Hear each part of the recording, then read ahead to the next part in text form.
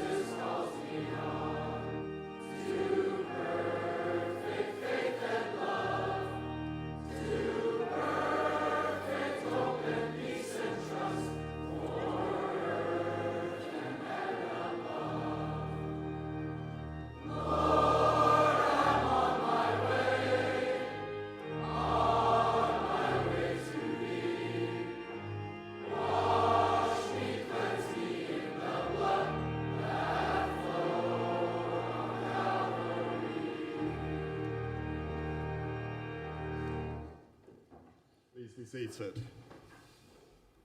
So first up, we've got Rio and Zach Triplow, who are going to introduce the next part of the gathering.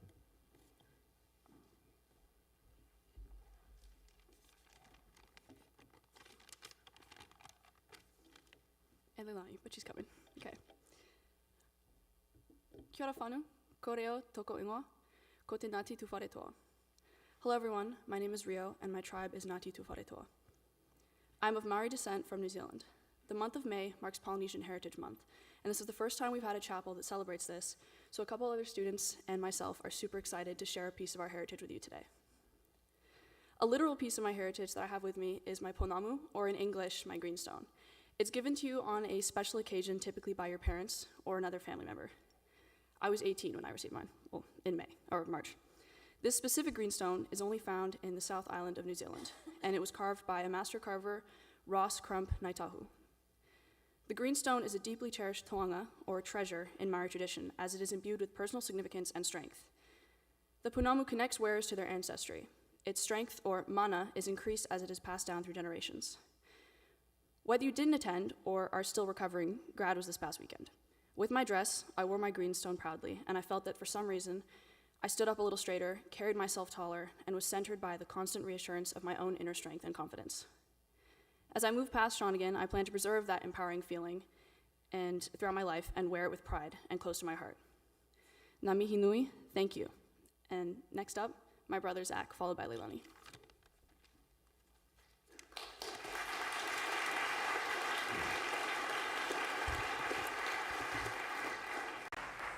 Kia ora, koutou katoa. My name is Zach, and I'm a descendant of the Ngāti Tūwhare Toa tribe on the North Island of New Zealand. My great uncle, Tumutuhihu, is the current paramount chief. If you're unfamiliar with Māori culture, some bigger icons you may recognize but not know as Māori include the likes of Taika Waititi, a Hollywood director with many great hits, including 2 Thor movies and the Academy Award-winning Jojo Rabbit. The All Blacks, arguably the greatest rugby team of all time, built the modern rugby phenomenon on the backbone of the legacy of the Māori warrior. The challenge issued by the haka, a staple of every All Blacks match since 1986, speaks to this. George Nipia, Zinsan Brooke, and Dan Carter, and other Māori rugby legends of the past and future, including Shawnigan's very own Mr. Ponga, speak to this. My favorite, the stoic Sir Tamura Morrison, who you guys may know as Star Wars' Boba Fett. He epitomizes to me the talent, inspiration, and reach of Māori creatives, those of immense talent who have quietly infiltrated the global shared culture. Understanding today how these qualities of strength, creativity, immense pride, and love of our shared heritage run deep within my own family as much as they do within these cultural icons. I wish I'd learned more about my heritage earlier, and now I'm taking a bigger initiative to do so with my family. I've learned that, despite my easier upbringing with modern comforts, I too am a descendant of chiefs and warriors, and of a proud culture that survived colonialism and continues to thrive in the modern world. In that light, I encourage you all to go out and learn more about your own heritage, to speak to your elders while they're still with you. Your culture and family are a big part of you, so if you learn more about them, you may even learn more about yourself too. Thank you. Ngā mihi nui.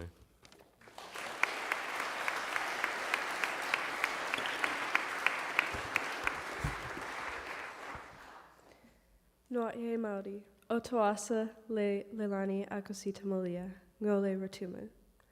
Greetings everyone, my name is Leilani Akosita Molia, and I am Ratuman.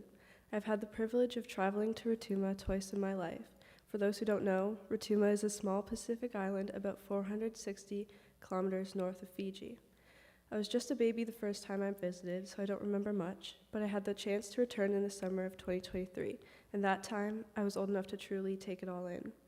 As a third-generation Rotuman living and growing up in Canada, getting to visit the island isn't something many of us have had the opportunity to do, so I feel incredibly grateful.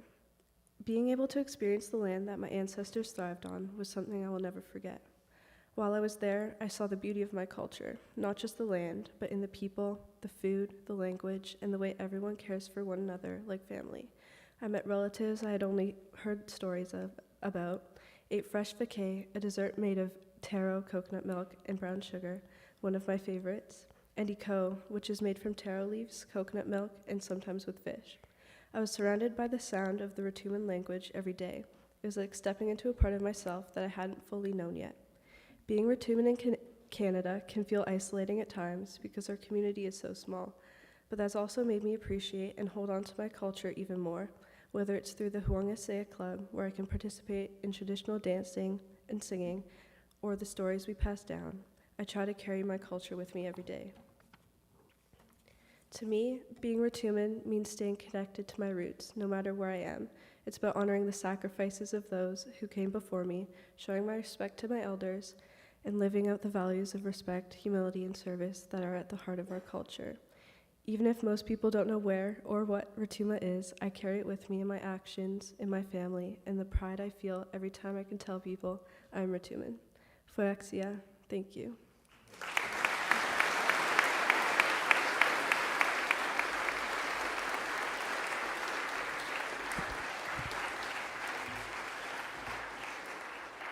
Well done, you three, and thank you for sharing your stories and also explaining how you carry your culture with you every day throughout your lives. Sophia and Arya have asked me if they can have a moment in the gathering to tell you about an exciting project they're up to, so come on up.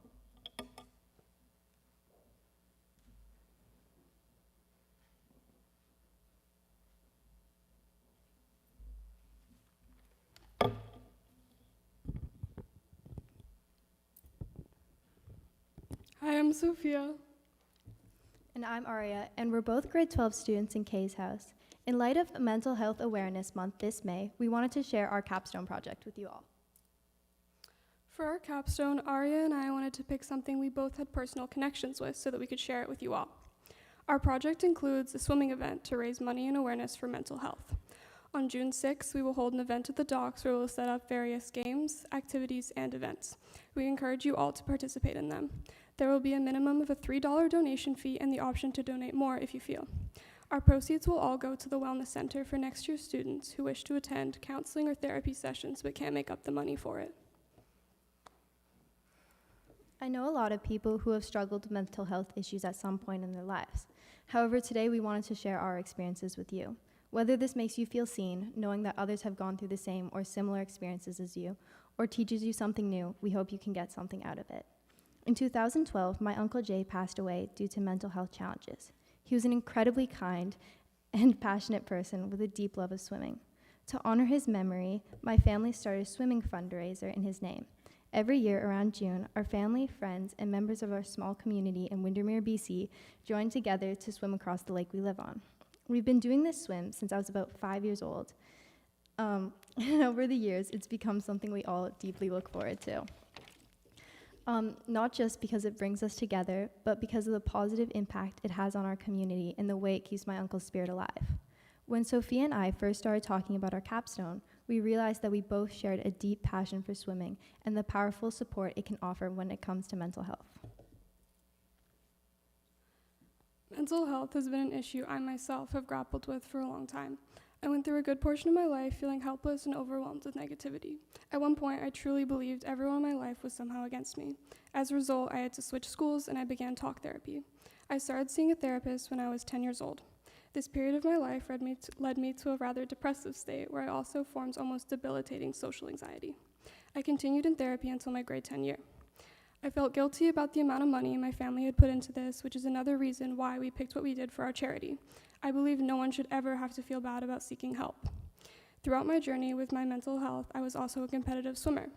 Swimming gave me something to look forward to every day, as I had something consistent in my life that genuinely made me feel happy. And by creating this event, we hope to share that same feeling with you all. Also, this Saturday, there will be an entire chapel dedicated to mental health awareness, and we look forward to seeing you all there. Thank you.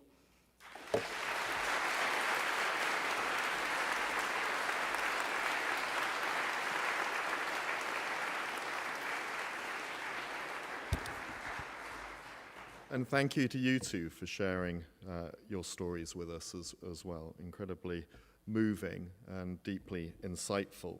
So as we get to this point of term, with 1 month to go, it's a little bit of a countdown in terms of the number of times we sing house hymns. You'll have heard the Ripley's hymn sung, and I'm sure we'll get to sing that one more time for our grade 12s before you go.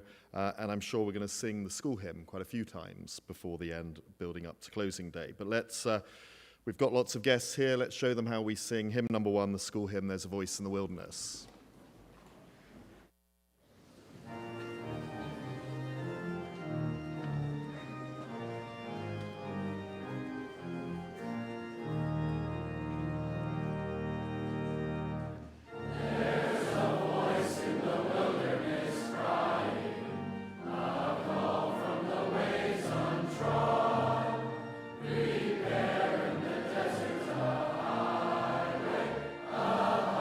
Highway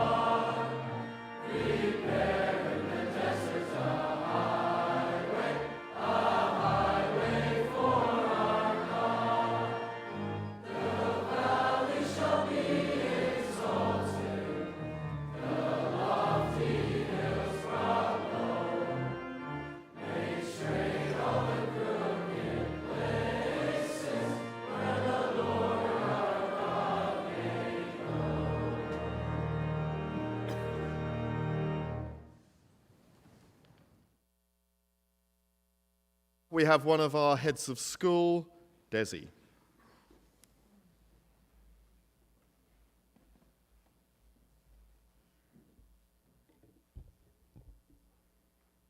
Sorry, just pulling up the announcement real quick. All right, so earlier today you would have received an email from Seb and I that is outlining a really special event that's going on tomorrow night. We've invited back a bunch of alumni from last year, including but not limited to Joseph Jacobek, Georgia Brown, Ava Simpson, Grace Shepard, Dave Paquette, and a bunch of other amazing people to come and do an interview with Seb and I, sponsored by the Grade 8 Roundtable tomorrow night in Mitchell Hall from 8:30 to 9:30 p.m. This interview is for anyone to attend, specifically catered to our senior students, and we've sent out a link with a sign-up where you can post any questions that you might have for them. It's focused on their first year of university, so a lot of reflections that they've had, their thoughts, their experiences, and it's really special because these are Shawnigan alumni who have gone through Shawnigan. They've had the same process that we have, and they will have special reflections that people from other schools might not have because we're Shawnigan. We all have a shared connection. This is going to be really amazing. There's going to be some light refreshments and snacks. Again, it's 8:30 to 9:30 p.m. You can submit your questions through the form that was sent out, and there will also be posters. There will be posters up around campus if you'd like to scan those and save your seat. Please do that really soon. There's obviously space for everyone, but if you have specific questions that you have, please submit those. This is going to be really amazing. Thank you so much.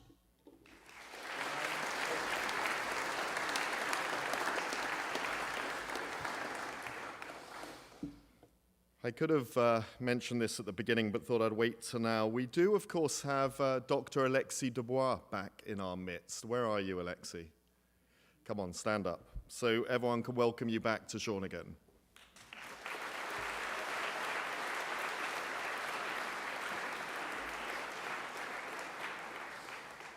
As you remember, Dr. Dubois was the Heimbecker Inspiration Chair for Experiential Education here in 2024. He was lent to us by Hilton College, South Africa, where Zach was a student for a period, Zach, who was just up here, and also Jackson was there on an exchange earlier in this year.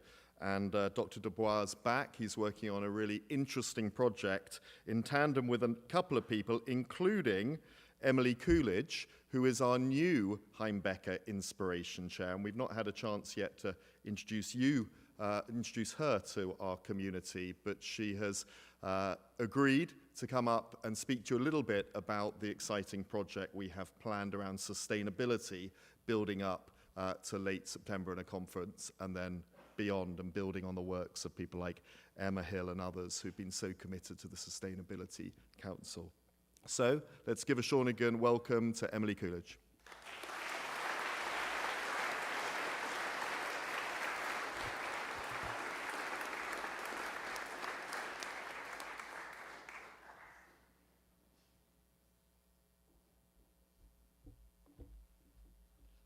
Hello, good afternoon, Shawnigan community. It's so nice to have this opportunity to introduce myself. My name is Emily Coolidge, and as Larry mentioned, I will be taking on the good work that Alexi has started for the Heimbecker Inspiration Chair for Experiential Education. You might have seen Dr. Dubois and another friend of ours, Andrew Watson, and myself working together this week. We are working hard to launch a conference that will take place at the end of September. This conference will be hosted by Shawnigan's school, as well as University of British Columbia, and an organization called Sustainability Education. And the goal is to bring 150 school leaders, thought leaders, local and across Canada, and hopefully international, to campus to engage in 3 major themes. The conference is called Regenerative Futures, and the themes really are around looking at sustainability through Indigenous knowledge, regenerative leadership, and sustainable systems. So I just want to kind of introduce that to you. We hope that it will be an open opportunity for many Shawnigan students and community members to be welcome and part of the conference. If you are interested in helping to plan or want to see yourself as part of the conference team, please come talk to me, either outside after the gathering today, or you can always reach out via email. Thank you so much.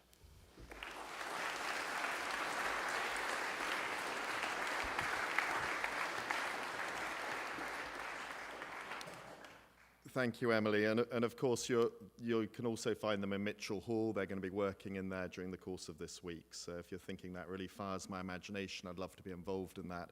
Please connect with that team. I have received a couple of emails this week with some other opportunities, and I thought I'd do a little advertisement of them. We do have summer camps here throughout the summer, and in particular, there are 3 camps run by Learn and Experience, which is really for international students coming in, and some young alumni helped on it last year, and it's really advantageous for the organizers to have Shawnigan community members working at it. And if you're thinking, I haven't got a summer job yet, and I'd love to come and work for 3 weeks in July at this, and you're in grade 12, please either let me know on the chapel steps you'd like to put your names forward, or come into the head's office. But a great experience based here on campus, and absolutely an opportunity for you to be an ambassador for our school as well, with these international students coming for an intensive boarding camp. And the other is maybe a little bit more exotic. 4 of our community are from Haidagwai, a place called Sandspit, if you've ever been there. Greg, Parker, Tama, and Kingston.